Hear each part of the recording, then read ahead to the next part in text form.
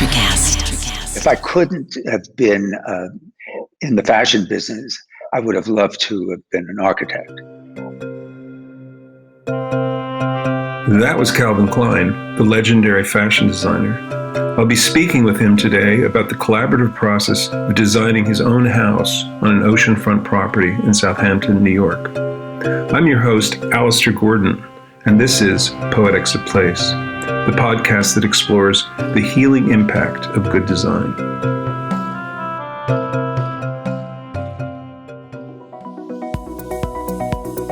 Hi, Calvin. How are you?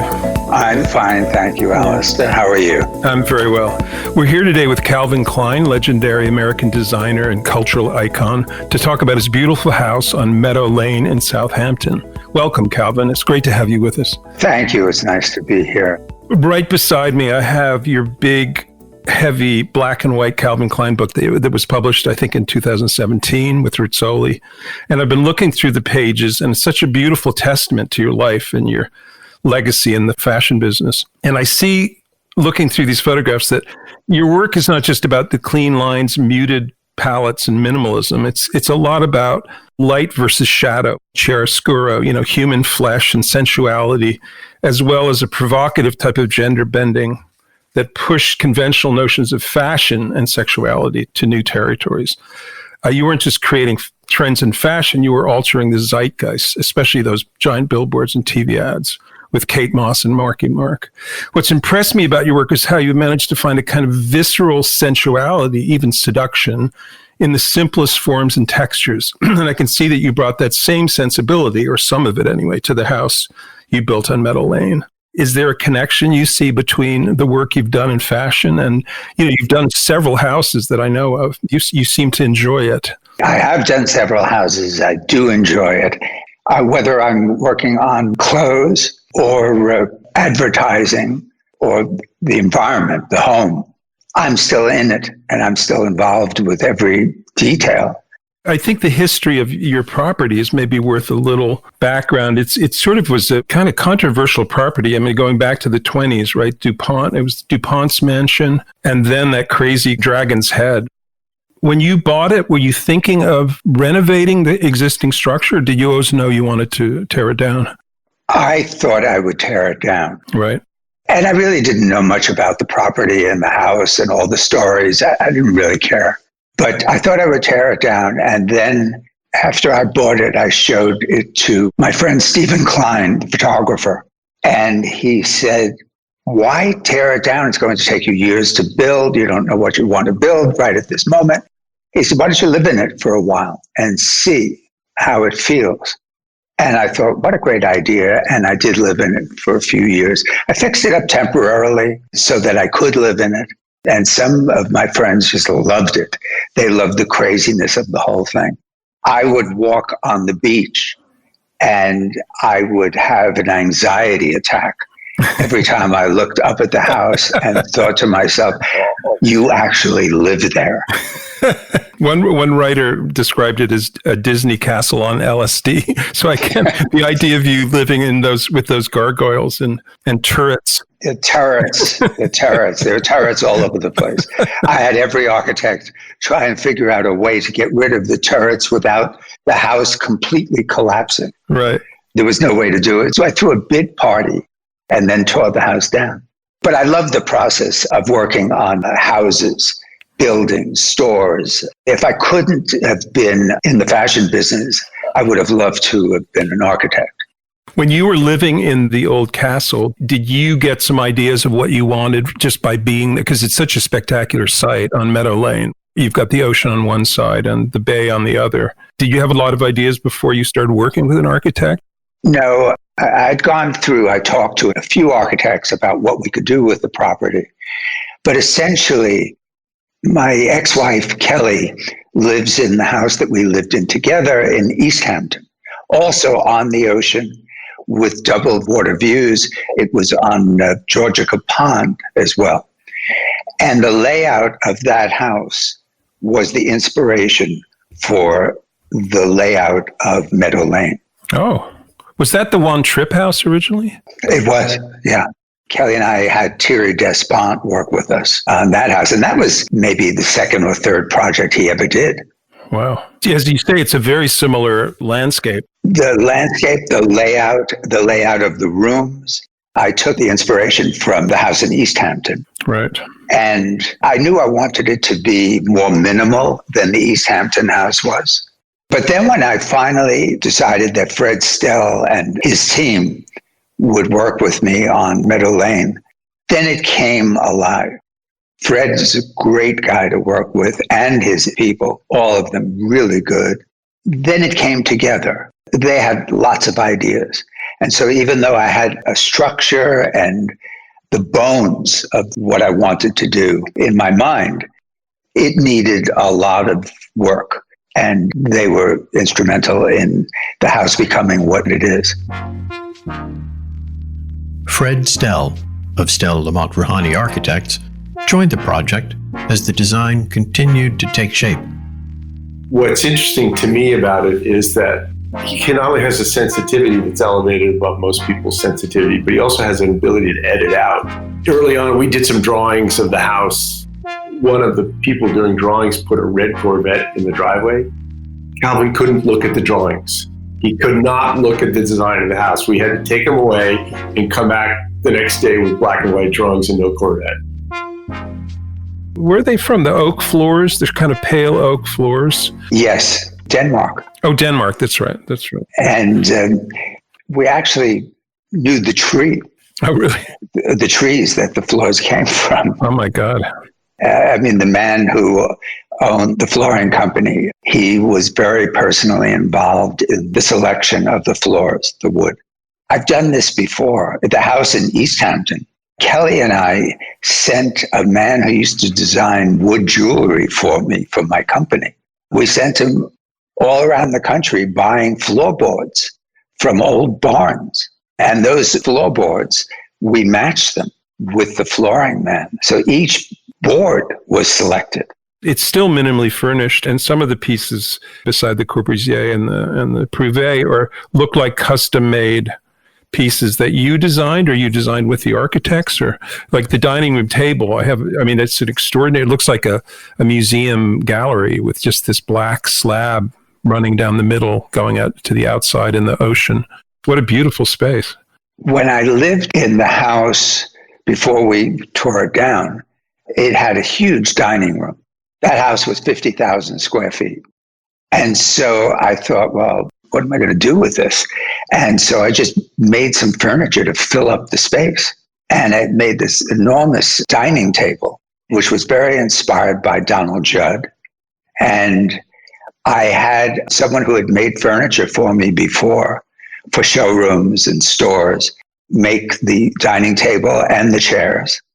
And then when the house became the new house on Meadow Lane, it was smaller, so all the rooms were smaller. So I cut down the table, cut it down and to fit in the dining room now, and stained it black. That's beautiful. How many people can sit at that table? 22. And then there's almost no, that I can see, and maybe there was, art on the walls. You really just kept the walls as these pristine, sculptural, almost kind of spaces. It's interesting that you say there was no art on the walls. One of the first interior designers, or the first one I worked with, was Joe D'Urso. Mm-hmm. And I worked with Joe in the 70s. And we used to get excited about the lacquer finish on the walls. And we didn't want to disturb the walls with art. I'd have photographs. I love photography. And so I'd have lots and lots of photographs and just lean them up against the wall rather than filling a wall with it. I prefer things not disturbing my eye. I don't like clutter, obviously. And I've taken that attitude from the 70s right through doing Meadow Lane. And I love sculpture, so I put sculptural pieces in the room, in the space, rather than applying to the wall a painting. Working with Calvin, it was clear that everything had equal importance. We would talk about the color of the gravel, the size of the gravel on the driveway. with the same importance as the finish on the dining table or the kitchen cabinets.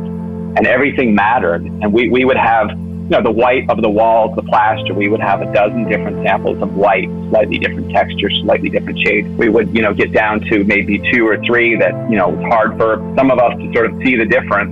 And we would keep going and making another sample that would be slightly this or slightly that until it was perfect. And that's Michael Lomont, co-architect on the Meadow Lane house. I think the most interesting thing to me is that you began this process, and as I've read, I think it's true, you reduced the building mass from the original crazy castle building by more than 50%. You really shrank the living space way down and allowed the landscape to kind of become a part of the overall project. I wanted that house. I imagined the house being put up before there were any homes in the area. And I thought, wouldn't it be just great to have in the dunes this house? And so I had as much of nature come as close to the house as possible. Most of the building is glass. The glass doors slide open and disappear so that you really feel like you're living outside as well as inside. It's a beautiful arrangement, and just for people who obviously haven't seen it, most people haven't seen it, and it hasn't been published very much, if at all. It's one sort of long rectilinear box that's black, stained wood on the outside with all that glass you mentioned, and then a smaller guest house, right, to the west, and then another structure to the east of the house, which is kind of a studio pool house with a swimming pool and a pergola. There's a gym there and screening room. Underground screening room, right? Yes. So you really took, instead of this massive monolithic thing that was there, you've broken it up into these 3 different structures and allowed the landscape, because I know you got very involved in every aspect of it, but even the landscape with Edwina, yeah. She was very involved in helping you out with that? Absolutely. She helped me out with the house I had in Miami as well. So what were some of her ideas? Obviously, she's very into native species planting and bringing the landscape back to more the way it was before so much development happened in the Hamptons. And that's exactly what I wanted too. And that's the reason why we worked together. I was looking for a house in Miami. And I noticed after going to many houses, the landscape always looked the same no matter where you went. It was a mixture of all different kinds of palms, and it was very typical of what you expect in Miami. And then I saw one house, which I loved, and the landscaping was a whole other story. I was really struck by that, and then found out that Edwina had done it. And so we met, and then the next thing, we worked together in the house that I did buy in Miami, and that led to Meadow Lane. The things of mine that he had seen that brought him to me in the first place were rather that. In effect, native landscapes are quite pared down. They're quite simple, really. Even though horticulturally, they're very complex. They support very complex systems. The effect is peaceful. And that's sort of an underlying theme that I never discussed with Calvin, but I think is actually true of his work, that there's a calmness to it. And I think when you haven't wrenched a landscape into some kind of controlled state, there's an inherent peace in that appealed to him. That's Edwina Von Gal. She's the landscape designer who works creatively with native species. So yes, we see the same things. We're on the same page. It was just a joy to work with her. I also heard that you did this very interesting thing, which occasionally is done in institutional building and commercial building, is you had full-scale mock-ups of the main house and even some of the furniture and maybe the guest house built so you could see it, the proportion and the relationship to the landscape. Did that help? Yes. It seemed like a crazy thing to do. And in the town, people thought I was building the house until they saw that we tore it down. And then they thought, well, what in the world is going on here?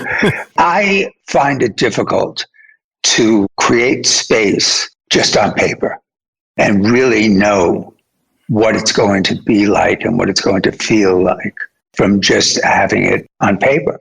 This is not the first time that I mocked up my apartment on Perry Street in New York.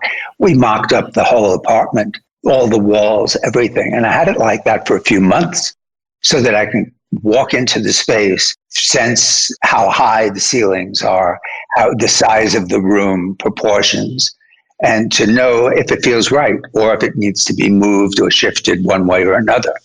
And I did the same thing with Meadow Lane. The height of the ceilings on the ground floor is 14 feet. I had to walk into a space and determine that 14 felt good to me. And I adjusted a lot from after we put up a full-scale mock-up of the house. Now, mind you, we didn't build a house, but we framed out what the rooms would be like, the height of the floor, the size of the doors. I mean, a lot was done and accomplished that way. And I think I saved myself a lot of change orders. I'm sure you did. I think it's a great idea. I think for most people, it seems extreme, to build the mock-up. And even I saw in one of the photographs, you blocked out the furniture too, even to see where that would go and how that would work. I think that's an amazingly cool idea. In the case of, there was a Corbusier desk that I bought and put in the bedroom, my bedroom. The desk was large. It was in Paris. And so I just wanted to see how it would fit in the space in that room before I purchased it. And so we built a mock-up. We didn't build a piece of furniture, but we mocked it up for proportion, and it helped a great deal. Fred told me too that you really got involved in he was talking about, I think, the tinting of the glass. What happened is these 8 different tints, and the tints depended on the type of glass we were putting together, laminating. One was supposed to be just dead clear, no difference from what's real. And I'm looking through the glass and all these samples, looking from what would have been the house to the ocean. And I'm thinking, there's something wrong, because I've been working with color all my life. They mismarked it. I said to Fred and company, I said, there's something just not right. I said, the one that's supposed to be clear isn't. It's very tinted. So they made mistakes when they put little stickers and which glass it was. I was by myself because I thought I could do this. Fortunately, I was enough on top of it to know that I would have ordered the wrong glass based on the notes. So that was a thing that I thought, well, I've still got the eye anyway. This is a strange question, but I thought of it just as we were starting out today. I don't know if you've been in isolation in Los Angeles most of the time these last few months, or have you been all over the place? In Los Angeles. That's also a house you designed, right? No. This house I bought, I redid a lot of the finishes. But this house was really a house that I could live in rather quickly and see how I felt about living in LA half the year. Well, now, as it turns out, I'm sure I'll be spending more than half the year here. And when things calm down, more time again in New York. But I love it here. You sold your house. The last time I saw you, I think you'd either just sold it, you were about to sell your house in Miami. Did you really disconnect with Miami, or do you still go there for part of the year? No, I don't. I went during a rainstorm the last time I was in Miami. For days it rained. I like California. It's kind of great here. And I loved the time I spent in Miami. I love that house too. Yeah, it was great. I had a wonderful old house. That was a great experience too. Did you think of, because I've been thinking a lot about this myself, that, just the idea of shelter and what it means to be in your own house in isolation over a long period. And we were all sort of stuck in our houses for 4 or 5 months. Did you have any ideas that changed about human shelter and habitation and how one lives in the house? Because I think a lot of people are going through that now. This house that I'm in works just fine. We're here 5-6 months now. Mm-hmm. I don't want to be anyplace else. And I'm perfectly happy here. I wish I could see more people. We see 4 people. So that's tough. Maybe because I've been so personally involved in the way I live that I'm happy. I have what I want. And that's really a nice thing. So all the time and the energy that I put in to work on these projects, I've enjoyed the process, loved it. It's amazing it could be here that long and still feel just fantastic. You sold the house recently, and I guess two questions are, why did you sell it at this particular point in your life? And are you conceiving of a new house? Are you going to have another house in the Hamptons, or are you just going to keep moving on and spend more time in LA? No, there wouldn't be another house in the Hamptons. I spent a lot of time in the Hamptons over the years, and I loved being in the house that I just sold on Meadow Lane. Loved it. But I wanted to do other things. I wanted to travel. I thought renting a house in different parts of the world during the summer months would be great. And I'd always feel guilty that I was only using Southampton 10 weeks out of a year. And then if I did go away, I would think, oh, I really should be in the Hamptons. So I kind of relieved myself of what was becoming a burden and decided this gives me an opportunity to be free again. Poetics of Place is produced by ElectraCast Media and Gordon DeVries Studio. Our cultural co-sponsor for today's podcast is Guildhall in East Hampton, New York. Our thanks to Andrea Grover, Amy Kerwin, Eric Kuhn, Mark Netter, Peter Rafelson, Barbara DeVries. And this is Alastair Gordon for Poetics of Place. Thank you for listening. If you enjoyed this podcast, please subscribe and leave us a review.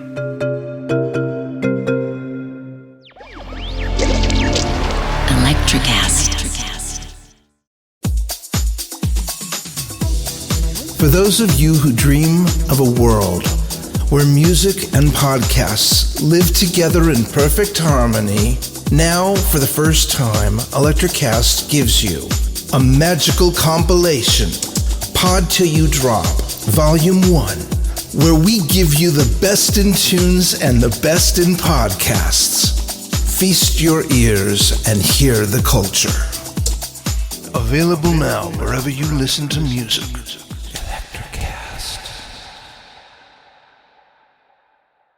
Welcome to Transforming 45, the podcast that celebrates the incredible power of passionate voices. I'm your host, Lisa Boat.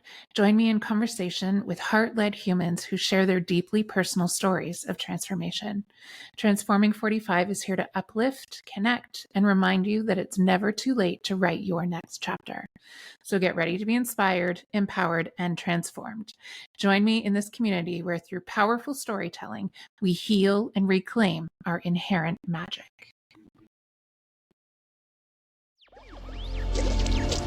ElectraCast.